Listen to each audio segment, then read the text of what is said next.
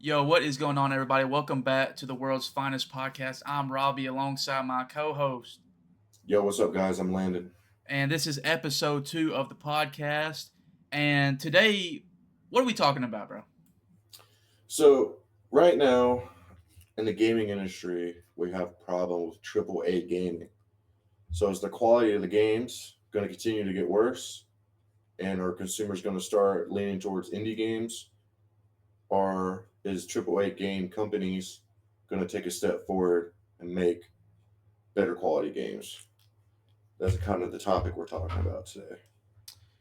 Um, in your honest opinion, where do you think the gaming community is in present day? Not just the community. I should have worded that sentence better, but not just the community, but just in general. Where do you think the gaming industry is as a whole? So, right now, current day 2025, it was like this all through 2024. It was like this during 2023, all the way back to COVID, right? When everybody was kind of imprisoned really into their homes. They were just there at home. Everybody kind of dove into the games. The gaming community gotten bigger, and I think that's when uh, they started capitalizing on that and started using microtransactions a lot more in video games. Um, and I think that's one big thing that is part of the gaming industry right now is microtransactions. Yeah, I agree with Um, that.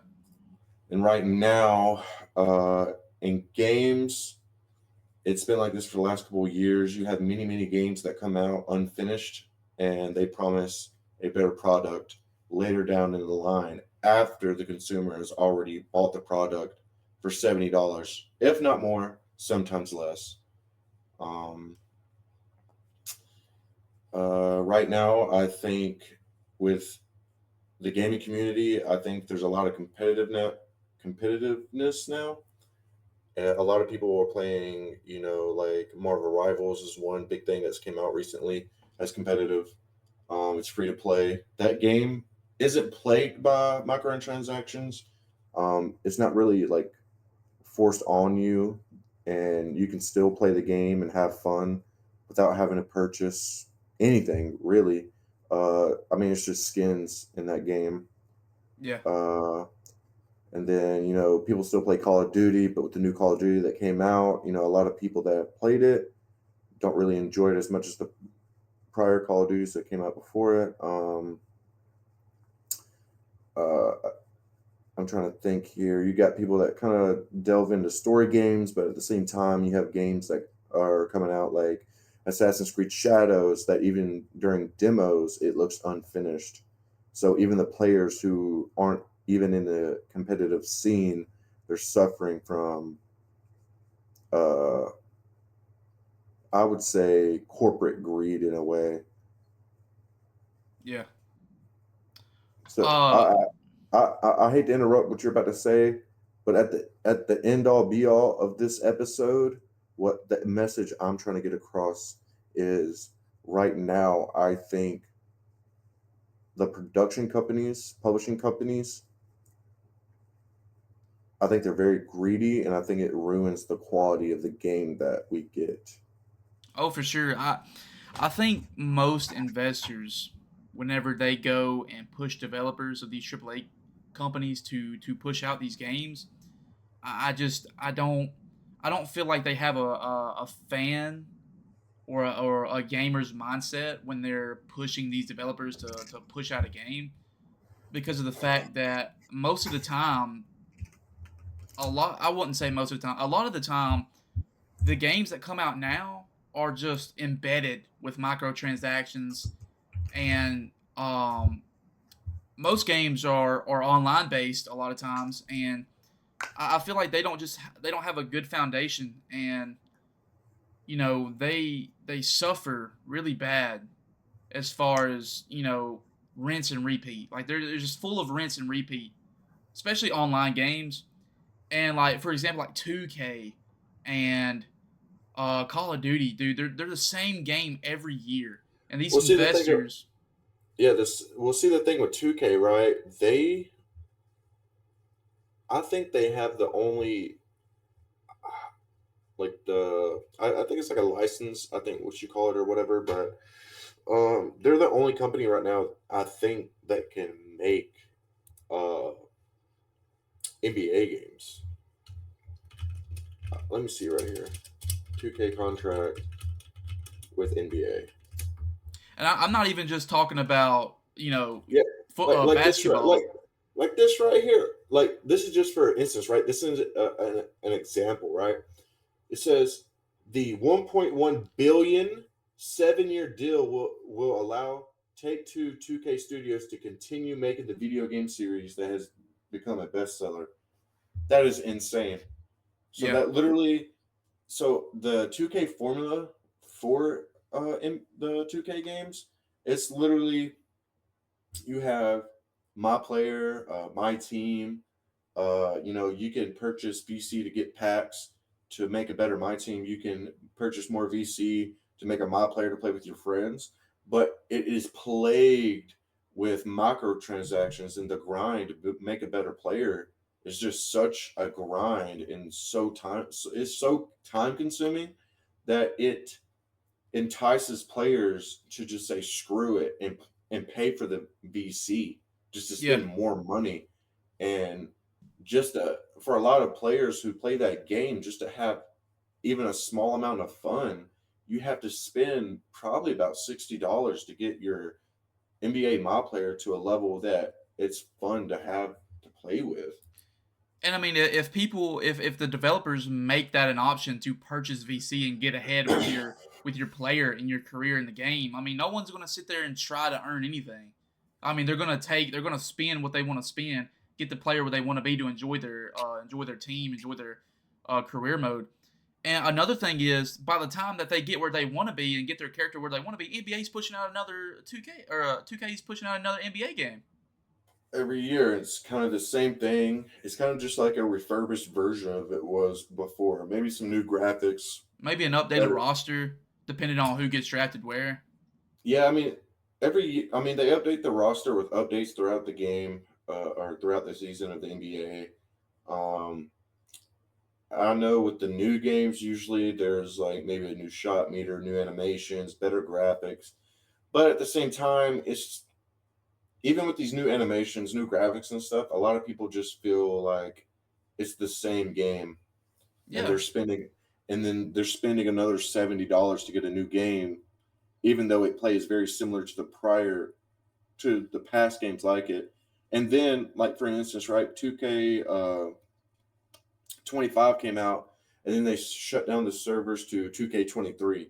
So the hmm. people that got 2K23 and they were playing it, they were able to play it till December. The servers shut down. You can't even play online on it anymore. So you're forced to buy 24 or 25 and spend more money. It's just like it's almost kind of like dang, like those people who try to entice you to join their business, but to get into their business to get the products to sell things, you got to buy into it. It's kind of like that, right? Like it's kind of like a Ponzi scheme in a way. Yeah. Like you're really wasting money with no value at the end for yourself. And just imagine if they came out with one NBA game, continued to update it throughout like a year or two, and just focus on that one game instead of making another game every year or every like 6 to 8 months. Like that's crazy, dude. Because I mean, you can't really enjoy the product when you have to keep. I mean, games nowadays are $70, dude, and that's Yeah, just for the because base game. I mean, yeah, if you really want all that it comes with, you have to pay $130, dude. like for example, a game that you're talking about updates and stuff like that. A game that did something like that is No Man's Sky. When it first came out in 2015 or 16, it was a very unfinished product, very bad graphics. It let down a lot of players. But in the last 10 years, they've continuously updated the game. They didn't say, "Oh, hey, we're going to make a No Man's Sky 2, and then you're going to have to buy that game to get a better product that you expected with the first game." They just Yeah. it was free updates that players could get for free. That's the big word here, for free, because you already purchased the game. You already purchased it. So why do you have to spend more money to enjoy the game that you already paid for? You should just be able to buy the game, get free updates, and enjoy the new things that they add without having to spend more money.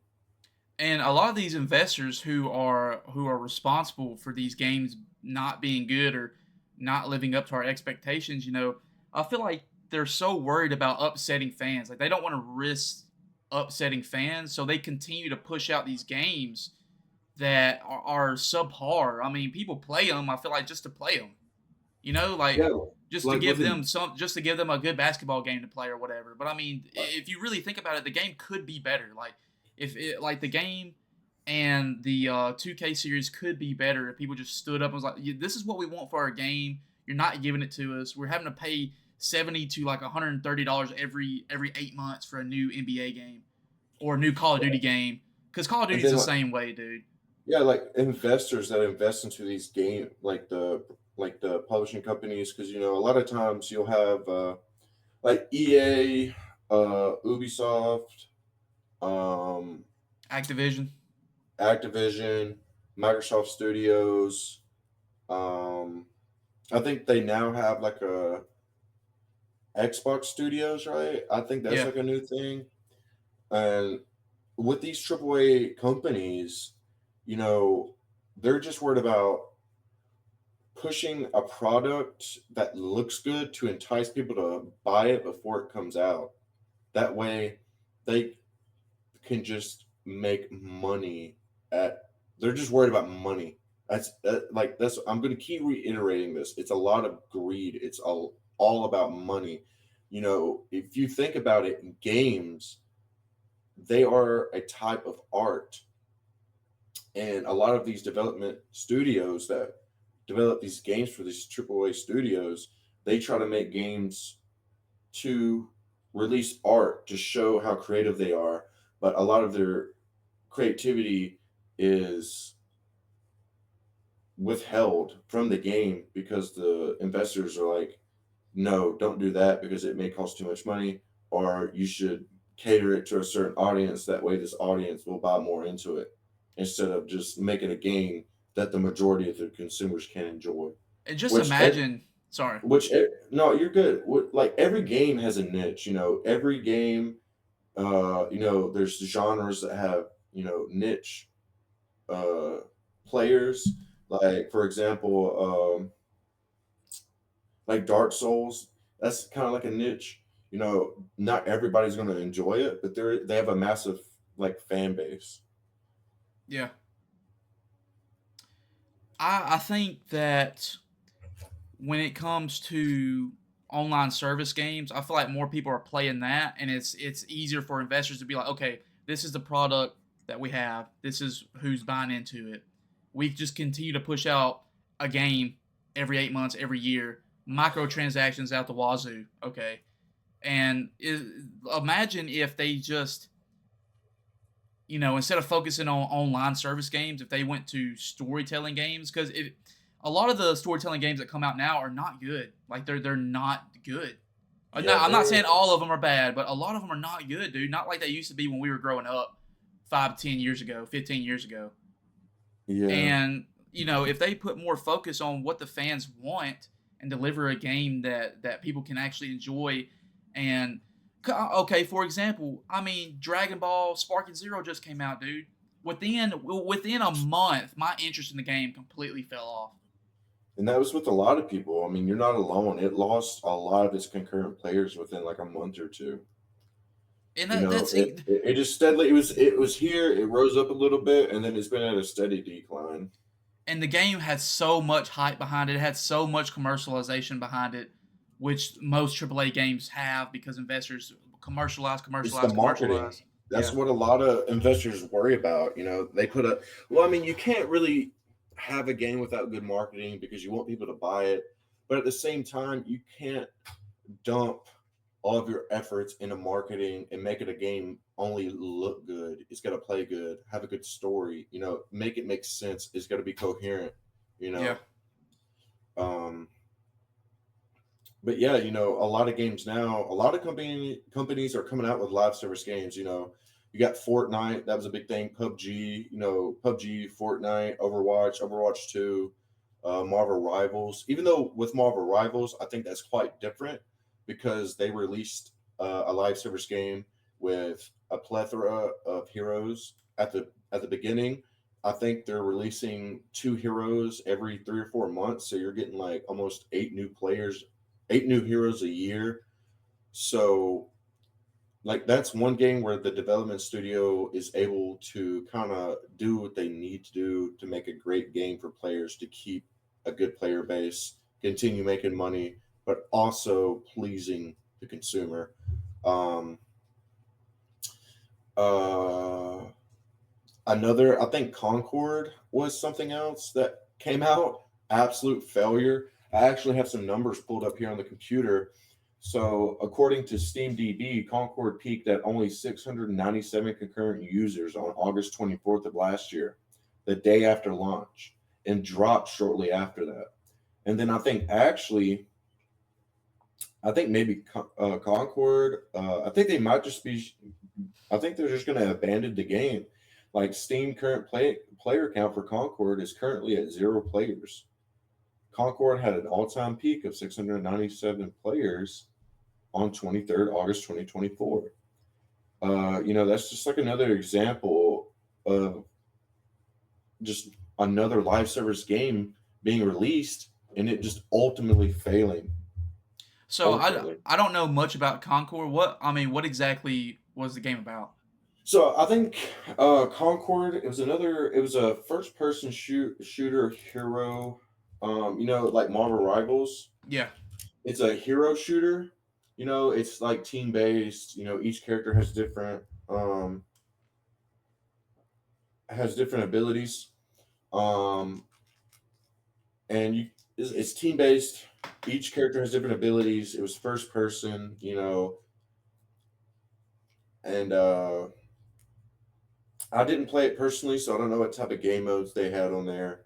But what I do know about it is it was supposed to be like a the Sony version of a hero shooter, and it failed ultimately. Like it was bad. A lot of people didn't like the character designs. A lot of people thought it was kind of cringy. Um, and a lot of people just didn't like how it played either. Yeah. So like Concord is just like another good example of how not to make a game. And also, that Suicide Squad Kill the Justice League game flop. Yeah, I that was mean, another. Yeah, that's like another live service game. Like a lot of people who may not know what a live service game is, it's kind of like it's a game. When it comes out, it has continuous updates and added content to it consistently, like just throughout its life. Like Fortnite is a live service game. It continuously has updates, new skins, new game modes. I mean, Marvel Rivals, that's a live service game because it consistently gets updates, new content continuously. As long as that game has players and the money to keep giving it content, they're going to keep doing that and keep giving you more and more things. That's what a live service is. and no matter how many people get fed up with it, as long as people are putting money into the game, these games like this are going to continue to go on, and investors are going to be allowed to do these things. But see, with And like Marvel Rivals, though, a good thing that they did, like a live service game isn't terrible, right? But you can't. I mean, you can, but me personally, I feel like you can't just release a game and then with really no good gameplay, not good characters, like there needs to be sustenance to these characters. It can't just be half-ass made. yeah, And as long as there's content already at the beginning for someone to enjoy and it's good content, people are not going to mind waiting for new content as long as it's consistent and fluent and it doesn't take such a I don't want to say drastically, but a prolonged amount of time to get new content. You know, like right. Fortnite. Fortnite kind of has like their own formula that works well for them. A lot of people complain about the new Fortnite, like all this, all that, and they listened, right? They listened in the last couple of years. What did they implement? The OG Fortnite. Yeah. I So they cater to different audiences and they bring content for these new to old players that continue to show up. At the same time, And though, Fortnite back in its prime when it was good, I mean, I know that they brought back OG Fortnite, but at the same time, you're never going to get that OG feeling again, only because of the fact that like they still have new mechanics that were not in OG Fortnite now in OG Fortnite, and it's not really OG because I mean you can still mantle, I mean you can still turbo build, like dude, if they really wanted to make it OG, reset that and like have people not able to build like they build, and I mean well, if people make that game not enjoyable because of how they well, play. I mean, once you get into like, I'm not trying to go on a tangent here about just Fortnite, but with any game, if you play a game that comes out in the beginning and it's a great game like Fortnite was, and you've played it up until now, and how they've changed things, a lot of times it can be just a nostalgic factor. You know what I mean? It's just Yeah, you miss how it was before it is now, but that doesn't mean that the content and how it plays now is bad. You just miss how it was before. You know? because before I felt like the developers actually cared what the people wanted and actually like listened, and we had a game, we had good skins, we had good weapons in the game, and nowadays the skins are bad. People are still gonna buy them though.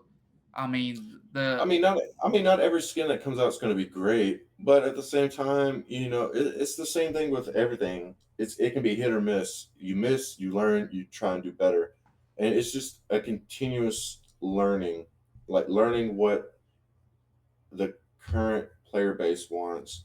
And they introduced Lego Fortnite, which kind of blew up for a little bit. It was lackluster later on. They kind of didn't do much with it. I think they're trying to do more with it now. The company that does Minecraft, I think Epic purchased it, and so now anything like let me see here, Epic, Guitar Hero, but I heard rumors about that. Yeah, so Epic Games has acquired Rock Band and Guitar Hero creator Harmonix to create musical journeys and gameplay for Fortnite. So now, they came out with shoot, what is it called on there? The music part of the Fortnite. Fortnite festival or something like that. Yeah, yeah, like that. Now they put that into there because they knew that they could capitalize on that and kind of just make something that everybody wants to play, and um and make new content for a different player base. Yeah. But that also kind of holds it back because who wants to load into Fortnite, spend $5 for a new song? You know, Also, dude, you can't just spend $5, man. I think for 1,000 V bucks, it's like 8.99 or 9.99. So those prices yeah, have been jacked up too with the with more players coming in and spending more money on the product, yeah. which is absolutely insane. Like that's Because another a thing. normal Like, skin without even being a bundle, a normal skin nowadays ranges from 1,200 to like 1,500 V bucks, and if it's rare, if it's from like the OG seasons back in like anywhere from like seasons 1 to like season 6, you're gonna pay like 2,100 V bucks only for a skin. it's That's not even with a bundle, dude. yeah, and I think this is another example of corporate greed is then like so right here where it says Epic Games has acquired Rock Band and Guitar Hero creator Harmonix, they're not going to release. I mean, I don't see it another Rock Band or another Guitar Hero, even though a lot of people who played Guitar Hero back in the day on the PS2 and stuff like that, they've been asking for another game like that. But now that's slim to none because now Epic Games has that development company. Instead of making a Rock Band game that you can just purchase with a bunch of games on or a bunch of songs on there that you can just play, it's on Fortnite now where you have to go into Fortnite and then buy the VC to buy the songs that you want to play. Like that's just another example of how these people just think about another way to acquire money Yeah. instead of just giving a good product and just releasing music for people to play. You know, instead of just giving new music that you can just play off rip. You know, there is free songs on there you can play with, but not all of them are super like not a lot of them are entertaining enough for everybody to just do. They kind of make it the more entertaining music or what's really popular and mainstream. A lot of times I've seen is just you have to purchase it. You have Yeah. to purchase it from the item store or the item shop. But it's just like another example of corporate greed kind of ruining an area for gamers. You know? Yeah. I understand. I get it completely, man. I am frustrated with the gaming industry right now. Moving on though, moving on from the online service games and moving on towards like story driven games, narrative games by AAA companies. I mean, in my opinion, one of the games that failed was Spider-Man 2. Now, logically and financially the game didn't fail, but as far as like just giving us the product that, fans wanted and we didn't really get. I mean, it felt more like a DLC than it did a full game, dude. I mean, they rushed that game, and I have a theory. Yeah. I have a There's a lot of theory. content. It was a lot of content in a short amount of time. Like you had spoiler alert, I'm gonna say a couple things in here.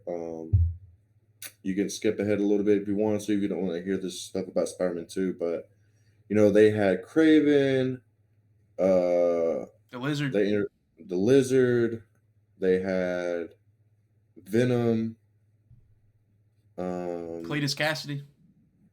and they didn't even do anything with him. Nothing. We were supposed to get DLCs. Where they at? Dude, they have actually officially said that they're not making any DLC for that What? game. Yep. They're not making any DLC for Spider-Man 2. What about the people who bought the like the highest Let's see.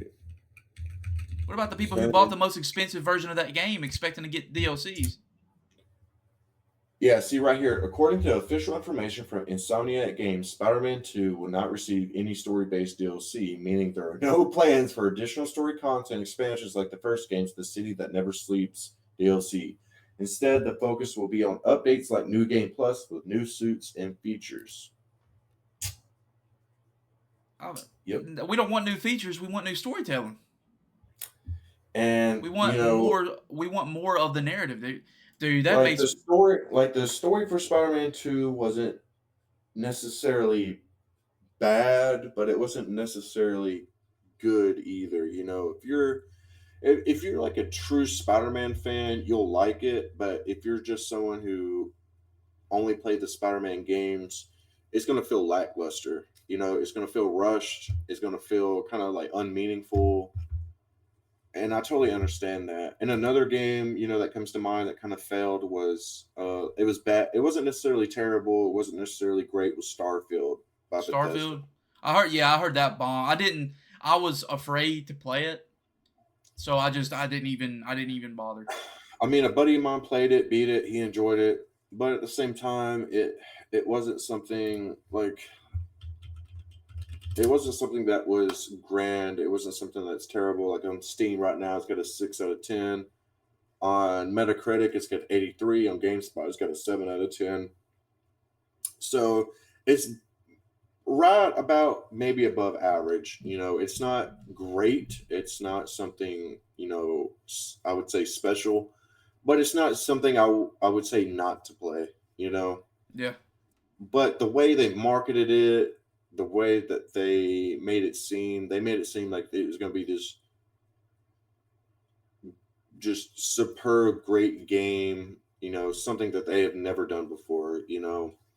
But they kind of used the same formula like they did with Elder Scrolls, Fallout. It basically just felt like Fallout in space, really. I yeah. played a little bit. I played a little bit of it.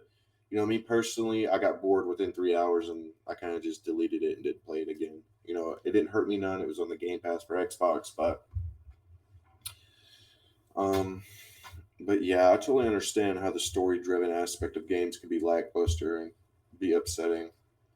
And it's really a shame to hear about Starfield because of the fact that, prior to that game, we have Skyrim, the Elder Scrolls V, which was probably like one of the greatest games of all time. It's a game that you can go back and continue to play. And it's crazy to look like back in that day. When did that game come out? 2011? Elder Scrolls, when it first came out, it was on PlayStation 3 and Xbox 360. I think it was 2012. Okay, well that era, right, in the early teens, dude, games were so fun back then and so enjoyable and could keep your attention. I still play Skyrim today, man. Like I still enjoy playing it. I don't get bored with Skyrim because there's so many things that you can do in the game. They've got so many quests and so many It side quests actually, that you can do. So like yeah, I mean, I'm sure some people could get bored with the game, but I mean, there's enough investment to where I mean you can always have something to do. yeah. So it came out in 2011, November 11th, 2011, and it actually won Game of the Year in 2011. Yeah, rightfully so, man. But it's just It's very good. It's a good RPG game for what it was made for at the time, you know. and And that's then just like and another now they, company. But I feel like it's just another company that it just I mean they had something great with the Fallout and Elder Scrolls series, and then they give us Starfield years later, and it's like I mean it had to have been all the money that they've made off of the Elder Scrolls and Fallout series, and then maybe that money that they got drove them to a lot of these other investors with their companies, putting out games that they know could get them money and not really worth anything when it comes to story narrative or like a clear sense of direction. I mean, it's just there's a problem, dude. There is a problem in the industry, and people need to speak up about it. We need to have change in the gaming industry, man. Because well, I honestly, mean, like I mean, dude, Bethesda was such a great studio, and then nowadays they're not. And so I mean, we're supposed to get Elder Scrolls 6, which we'll probably never get. And if it's happening to Bethesda, you know what's I happening to think Sony, and you know what's happening to Activision. It already is happening to Activision. I think they're actually making an Oblivion remake.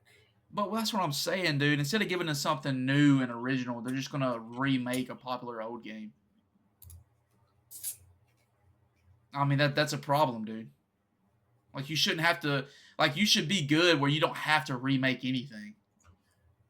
Well, Not yeah, saying well, that I I wouldn't mean, want a for the remake of remake, Oblivion, but well, I mean, like with Oblivion, it was a good game itself. It was a good Elder Scrolls game, but I think they're remaking it just to keep the fan base. You know what I mean?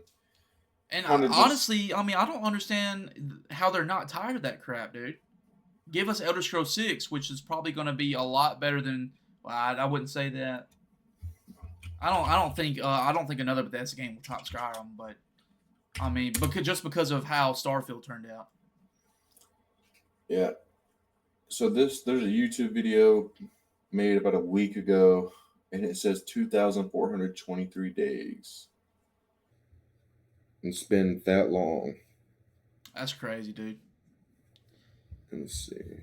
But one thing you were talking about how people kind of like speaking out or not following the common thing with AAA studios, a lot of people are playing indie games now. A lot of many people may not know this, but Minecraft was once an indie game, and then it was purchased by Microsoft Studios, and then it was released on Xbox and stuff like that. That was a that's a good example of how an indie company can make a very great game.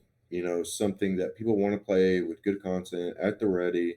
It's different, it's good. Another game is called Baltro. It's an indie game. Yeah. It's a roguelike. Balatro, I think that's how you say it. It's an indie game. It literally has a 10 out of 10 on Steam, a 4.6 on Google Play because you can play this on your phone. You can get it on the on the App Store. You can get it on your phone with Android through Google Play. You can get it on your computer through Steam. Um, uh, if I'm not wrong, I actually think it may have won an award because Balatro it not only won Mobile Game of the Year, but also received nominations for Best Debut Indie Game and Indie Game of the Year, ultimately winning 3 awards. So, and this game was made by one dude. It's a roguelike poker game. It's, roguelites, there's many of them.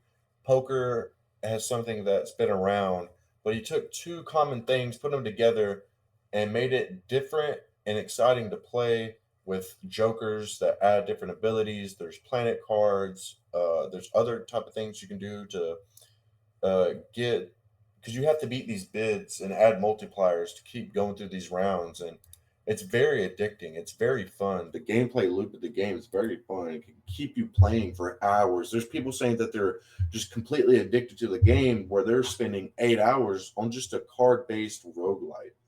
You know, and a lot of people are seeing now in present day that indie games, even though they may not have a lot of funding, they can still give you a really good gaming experience. And so I think a lot of people are starting to realize that they can lean on indie developers or companies to give them good games. Yeah. And then like this right here, another indie game, Terraria. It was released that same year and has become the eighth best-selling video game of all time, and it's an indie game. So indie games are very reliable sources for entertainment. And I think as time continues on, consumers are going to realize this. And I think that indie game studios are going to start challenging these AAA companies to start releasing good content because they're going to have more and more competition from people who, instead of just worrying about money, they're just trying to release a game that everybody can enjoy. They're not necessarily worried about the money they're going to get on the back end. They're just worried about releasing art that people can enjoy, you know? Yeah. While we're talking about this, since we've talked about the online service from AAA, and now we've talked about the storytelling by AAA, now it's time to get into the wait times by AAA. They, they And so, release a teaser for a game, and then that actual game doesn't come out for 1 to 3 years, man. Like that's insane, bro. yeah, Especially when they should wait. They should at least wait until maybe. Dude. I wouldn't even do a year, bro. I'd maybe I, wait like I six to mean, 7 months. I feel like an 8 month to a year mark is not bad, but once it start once it starts pushing like 2 years, it gets kind of ridiculous because these teasers, that they show, like for example, Elder Scrolls 6, like Bethesda, I think they just tease that game to get people excited and look into what Bethesda is doing currently. Yeah, And it's like, oh, they're making an Elder Scrolls 6. Let me check on Bethesda. Oh my God, they're coming out with another game. They're coming out with uh Starfield. Oh my God, they're remaking Oblivion. It kind of just catches the attention. It makes people look into the company and see what else they're doing. But also at the same time, these wait times are ridiculous. Like uh, that just goes back to I honestly think that's the investor saying like, hey, tease the game, get people excited about it. That way, when the game comes out, that's what a teaser does. It teases the gamers, lets them be like, oh my God, it builds anticipation. That way, when the game does come out, they purchase it like that with no thought. yeah, But at some point, people kind of just get tired of waiting for a game to be released after 8 months to a year. That's not terrible, it's not. But when a game is teased like Elder Scrolls 6, and it's been, what, how long has it been? 3-4 years, maybe dude. That longer. that game was teased back in like 2019 or 2020, bro. Yeah, like it's like waiting that long for a game is insane. There's no need to tease a game that is too early in its development to where you cannot even show gameplay. There I hadn't even personally been any think, updates on it. like, in my opinion, if you're not at the ass end of the alpha and getting ready to go into the beta, work through the beta and see how it's going, and get the little glitches, get the little like trying to get through the little nicks in the game that can kind of make it unplayable. Working through that, you shouldn't tease it, because then that anticipation just turns into resentment, and it's just like, you know what? Screw this game. I don't even care about it anymore. It's never going to come out. Just like with Elder Scrolls 6. A lot of people talk now about the game. They're just saying, oh, this game is never coming out. I'm not even going to pay attention to it anymore. And now you have lost consumers. Yeah. I'm not gonna lie, dude. GTA 6. How are you feeling about GTA 6? And because of the long release, since the trailer, the teaser was first released, and the long wait time we have on that game, which is supposed to come out this year, right? Let's see. GTA 5 came out in what? 2013? I Yep, th- came I out. It came out September 17th, 2013, and then so let's see when GTA 6 was teased. GTA 6 first teaser. Let's see here. Let's see. No. See, it says this was a year ago. Let's see if I can go to YouTube and see if I can find something about. Let's see, GTA 6. Let's see here. Okay, shit. Release confirmed. EA says player crave live service games and more. See, like that's another thing. See, EA says players crave live service games. Another thing with live service games is just going to be a continuous dumpster for your money. Yep. So I see right here, Rockstar Games. They Grand Theft Auto 6 trailer one. That was a year ago. So 1 day ago, 3 hours ago. Let's see if I can filter this by time. Filters. Upload date.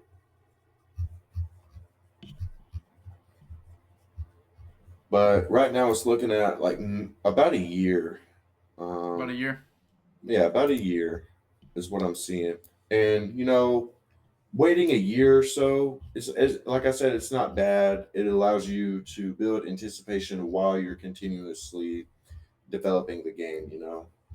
Yeah. And I think they're doing something kind of cool, because through the trailers you see a female lead character and a male lead character, and it kind of gives that Bonnie and Clyde vibe. So I think it'll be different. You know, we did see the three players in GTA 5: Trevor, Franklin. Mike, Franklin, and Michael. That was a cool aspect to that game. They That's a all really had great their game. own.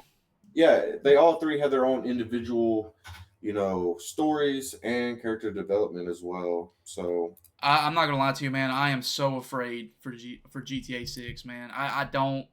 This is just me personally, man. I don't think it's gonna live up to the hype, dude. because right here it says GTA 6 still on pace for fall of this year. So I mean that's roughly a little bit over a year or so, which is not terrible. But I feel like Grand Theft Auto is kind of like its own little thing, because they came out with GTA 1, 2, 3, San Andreas, uh, GTA 4, uh, GTA 5, Vice City, Liberty City Stories. They've kind of released these different games back when graphics weren't like terrible, like they weren't the best, but it really didn't take a lot to really make the game. And they have a really good formula to where each game that comes out, they have a good like storytelling, good character development, and it's good to play. But with GTA 5, right, once you beat the game and then you play a little bit of online, you kind of think to yourself, like, when's the next one coming out? And people have been anticipating for another GTA or another GTA. Yeah. And I think people started anticipating a new GTA probably around, I'd say maybe about 3 or 4 years, 2019, 2020, when people were starting to question when the next GTA was going to come out, and then it was teased like an official teaser about a year ago. So like that's kind of, I feel like it's kind of rough with GTA, because people think of it differently because there's so many that has been released, and all they're all kind of close to each other. but Rockstar did not. They didn't do bad by doing an official teaser, and it's only been about a year, and it's still on track to come out the fall of this year. I think that is I really don't think it causes any high expectations from the GT from Rockstar. I think that they've put so much money into their marketing for that game. I don't think the story is going to be there. Dude, Rockstar is actually like a. Let me see how much Rockstar's worth. Like, let me see how much they're worth. Because I mean, with Rockstar, let's see how much they're worth. Let's see here.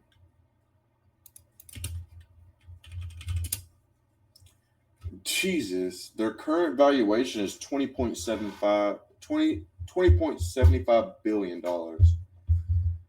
That's a lot of money. Yeah. So What do you, in your honest opinion, do you think GTA 6 will succeed? I think so. I mean, Rockstar really hasn't really messed with GTA, dude. Like GTA 4, when you were playing as Nico, like it was a little bit different. It was kind of more of a grittier GTA. It was a lot more kind of. I'm not gonna say realistic because really nothing about GTA is realistic, but I would say it was more. I don't know, like maybe it just seemed more dramatic than GTA 5, but GTA 5 in its own did well too. And they introduced the three different players. GTA 6 is kind of taking the formula from 5. It seems like they have a pretty decent story with, the female lead coming out of prison and then she unites with the male lead.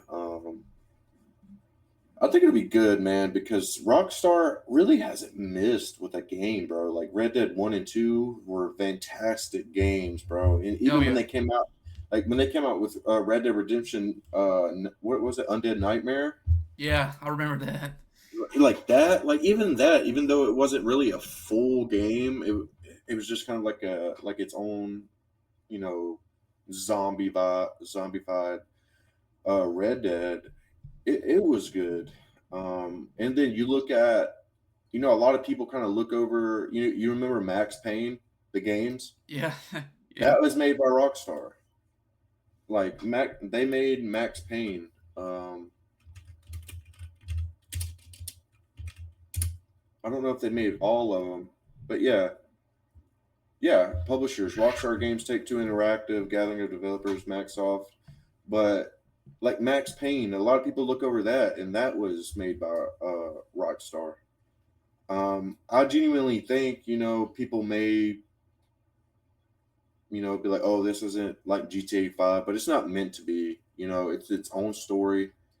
And a lot of people do realize that, with each GTA that comes out, a lot of people do realize that each GTA has their own set of characters and environment going around. And it's hard not to compare it to the game prior to it. But I Right. really think that GTA 6 will do good, and I do think it'll succeed.